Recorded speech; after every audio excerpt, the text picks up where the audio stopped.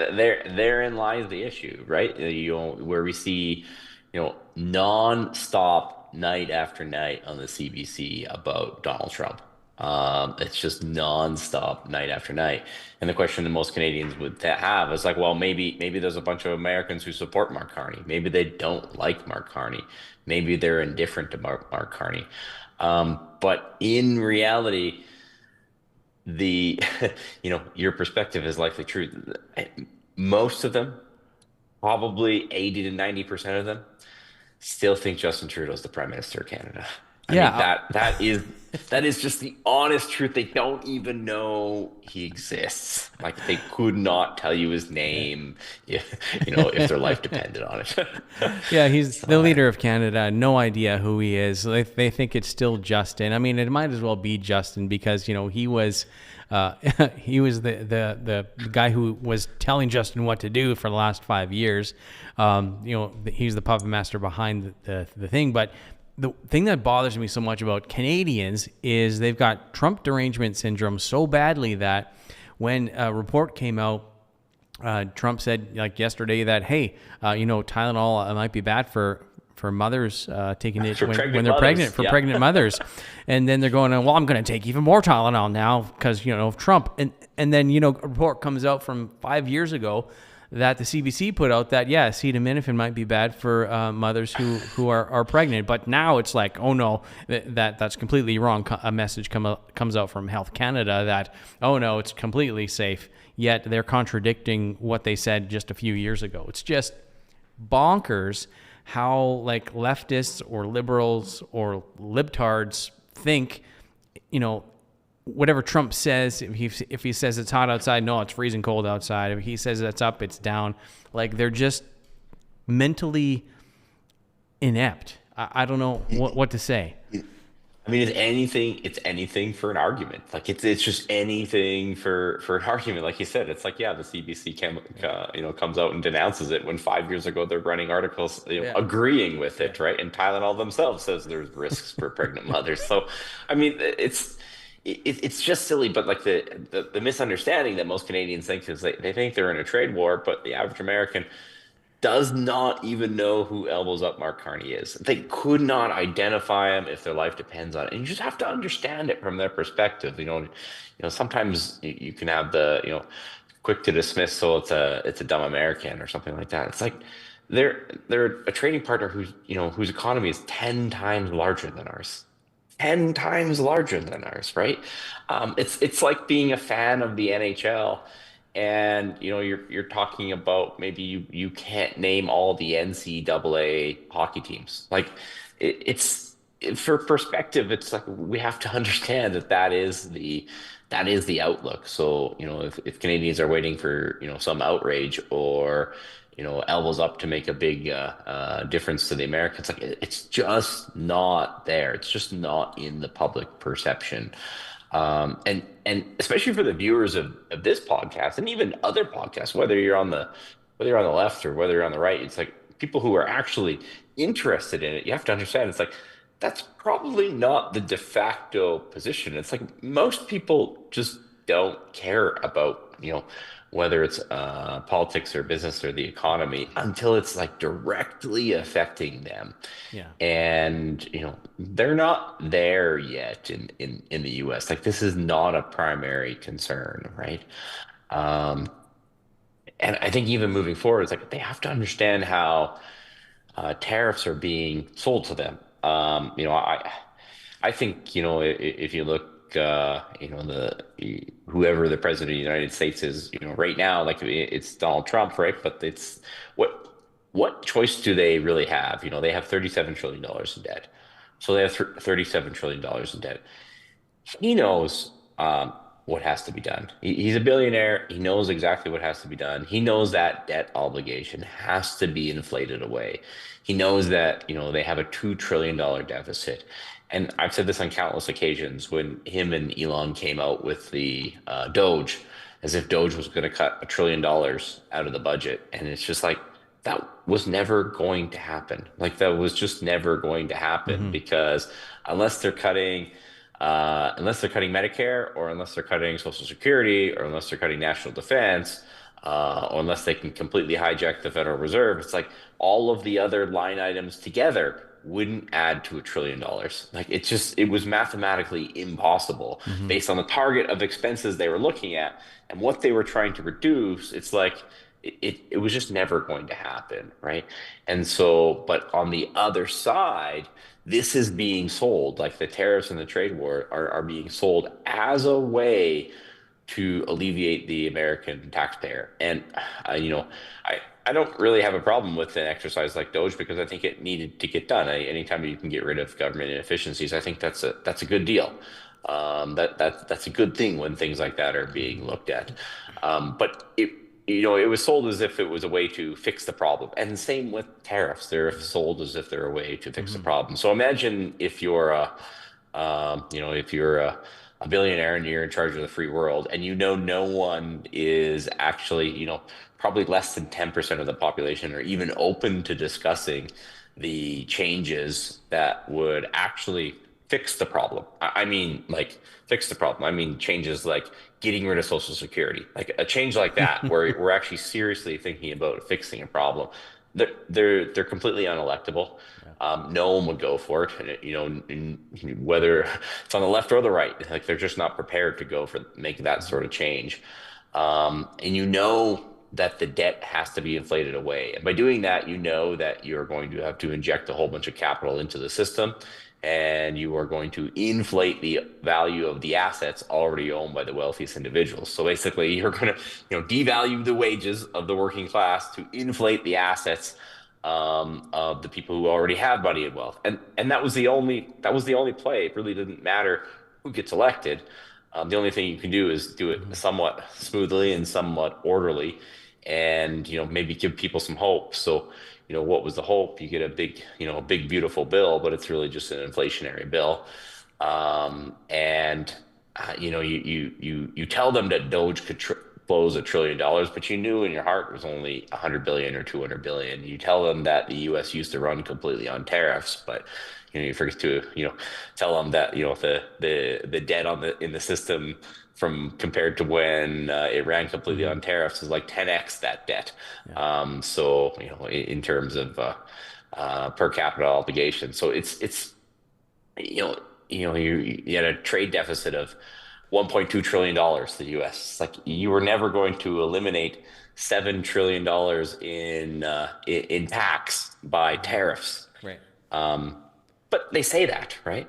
It's very Silicon Valley-esque, right? It's remember when Elon, came out and told everybody what we're going to get a Cybertruck, and he told them like 5 years ago, and they only started hitting the streets like a year ago, type of thing, right? It sounds good, the possibility of reducing taxes on tariffs and Doge, but it was never the reality. So Mm-hmm.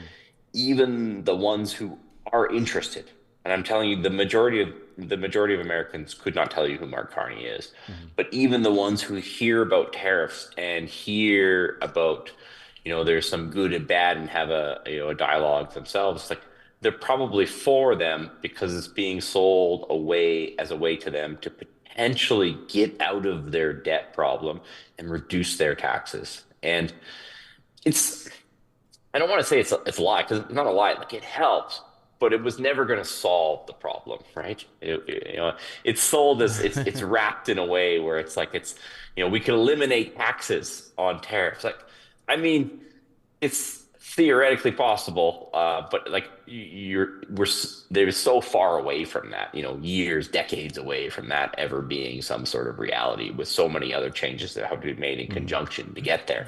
But it sounds good. So, if we imagine if it was presented the other way to Canadians right now, let's get in a trade war with the United States and we get a better deal and we can get rid of income taxes altogether. So imagine if the Canadians were being told that, right? They might be for this, right? So, I mean, that's the place that we're at right now. That's the way it's being sold to Americans. So most Americans just have no concern of this, whatsoever, because Canada is, 1/10 the size of the economy of the U.S. Mm-hmm. It's kind of a nothing burger. They don't know who Mark Carney is, and if they do know, they probably have a overly optimistic opinion that initiatives like trade wars and tariffs actually could meaningfully reduce their taxes. And they could probably reduce their taxes, but marginally, like just marginally. So, I think he has a mandate from the people to keep going and get the best deal possible. And the elbows up crowd in Canada, I think they're just delusional that Mhm. any of this had any effect because they don't even know who Mark Carney is. Yeah, I agree with you. Like, Canadians are delusional, and they have this, unjustified superiority complex. Like their claim to fame is, well, at least we're not American. Completely ridiculous. And but I think that the thing is, the politicians here and the news cycle here in Canada, what they try to do is they need a boogeyman. They need somebody Yes. who is the cause of all of our ills, rather than looking inwardly at, hey, maybe we can make better decisions. Maybe we should do something differently here. It's always somebody else's fault, and they always say it's America's fault because they're the big bad boogeyman. And then now, because of Trump, and he is who he is, right? He's a guy. He's bombastic. He's a megalomaniac, and he gets stuff done. But he's the boogeyman, and it just deflects all of the attention off of Mark Carney and all of the useless turds in Ottawa. And I think there needs to be a change in attitude, a change in mindset, and really, like we've said before, like the generation that has kind of ruined Canada and ruined the future for Canadians is the boomers. So they thought they had their guy who was going to take on Donald Trump with Mark Carney, and what it boils down to, it is Americans don't even know who Mark Carney is. Well, think about it this way: California, Yeah, California. Go ahead. What? they're not even for and against. They just don't know who he is. That's how meaningless that trade war is. They just don't know. 90% of them would not know who Mark Carney is. Yeah, well, you think about California. California has about the same population as Canada, and I think their GDP is like huge, like it's massive. They're like they would be like one of the largest countries if they were a separate country.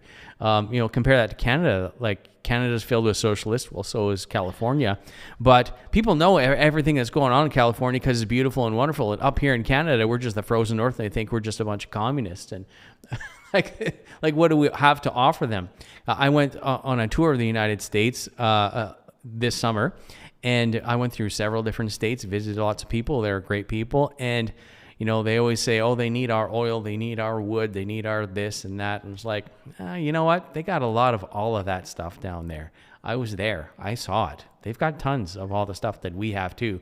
Would it be nice to have ours? Yeah, because they buy us at a discount and they sell it to Germany, or they sell it to China, or they sell it to somewhere else at a profit. So, I mean, that's a benefit to them. But as far as personal energy, I don't think they need us for any of that stuff. No, no. I mean, it'd be marginally cheaper, and they have a lot of other willing trade partners if we didn't supply it. So, from a Canadian's perspective, I mean, the problem always should have been our lack of other trading partners. Like, maybe the only thing is, I saw, maybe the only thing that was worth ruffling a feather over, it was, maybe, in earnest, that Mark Carney going and doing a deal with Mexico. It's like, okay, maybe that rubs Trump the wrong way, but of the 90, 100 things that you did to rub Trump the wrong way, maybe that one actually moves the ball forward because you're actually building trade relations with another country. That has and always should have been the focus. The stuff that we sell in Canada, whether it's natural gas or oil or high grade uranium or potash, it's wanted all over in the world. It's like this was never a difficult problem, Mhm. but what's the value of having a boogeyman? It's like there's been a value of having a boogeyman since the beginning of time, because if you have an enemy, you're able to get control over a population. That's Mhm. been true since the dawn of civilizations, right? It wins elections. It's been true since the Roman Empire, right? If you have an enemy, even if it's just a perceived enemy, Mhm. it basically causes fear in the population, and then they're more permissive to give control to the government. And so you need a boogeyman. You've always needed a boogeyman. So they will tell people that Tylenol is great for pregnant mothers because they just need a boogeyman, right? They'll go to no shame to no lengths to Yeah. to create that boogeyman, because without the boogeyman, maybe Canadians would be a little more interested in the that $100 billion deficit that we might be staring down coming November, which is the real issue. Yeah. And you know what? I bet you anything if you ask your American friends tomorrow, do you know anything about the ostrich situation that's going on in BC? They probably know more about the ostriches than they do Mark Carney. The ostriches, yeah, the ostriches. Like, oh my God. It just shows like, the government just has to have control over every little thing. It's kind of ridiculous, but anyway. Yeah, the minute an average citizen wants to do something a little bit different, a little bit outside the box, it's like the full wrath of the federal government rains down on Yes. these 400 ostriches, right?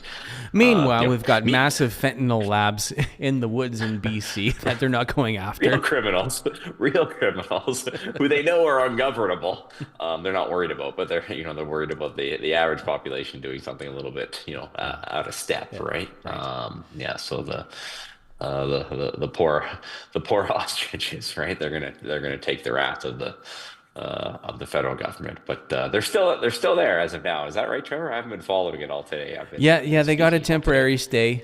So I mean, they're not dead yet, but there's like 200 cops out there. There's the Canadian Food, Health Agency out there, wanting to kill these birds, all because one of them or two of them had the bird flu like 250 days ago, but they've all recovered since.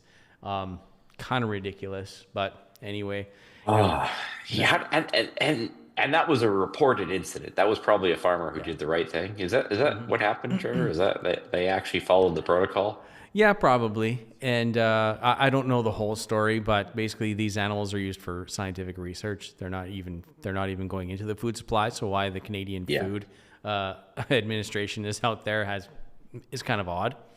There's Yeah. more to the story, I'm sure of it, but we'll never know the truth because they always want to hide things from us. But I guarantee you, people know more about those ostriches than they do Mark Carney.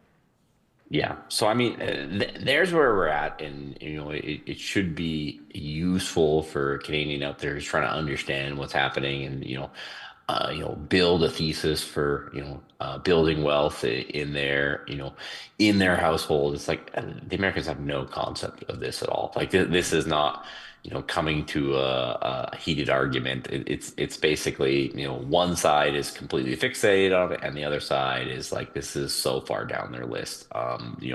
They're more attuned. They're more likely to know who Brian Adams or Justin Bieber or Justin Trudeau is than Mark Carney. They have no Hmm. idea who Mark Carney is. Or Drake. Yeah, that guy, Or right? Drake, yeah, Yeah. for sure. Yeah.